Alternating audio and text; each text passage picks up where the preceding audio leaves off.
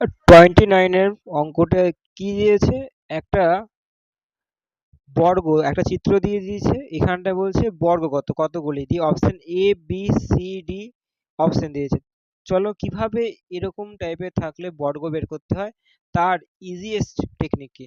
তাহলে আমি এরকম একটা ছবি একটা এঁকে নিয়েছি, ঠিক আছে। আমরা কি করব, এখানটা কাউন্টিং করব, আমরা কাউন্টিং করব 1 2 3 4, উপরে রোতে কাউন্টিং করব, নিচে কলামে করব 2 3 4।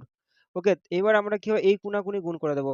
4 4 গুণ করলে কি 16 হবে, দিয়ে যোগ করব। এটা গুণ করলে কত হবে, 9 হবে, যোগ করব।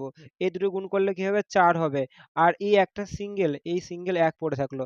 তাহলে অ্যান্সার কত হবে, তোমার এখান থেকে এটাতে 10 হচ্ছে, আর এখানটায় হচ্ছে তোমার হচ্ছে 20, মানে মোট হচ্ছে 30, 30 is right answer. Option number দেখে নাও, 1 2 3 4, option number 30 is right answer. এরকম ভাবে টেকনিক।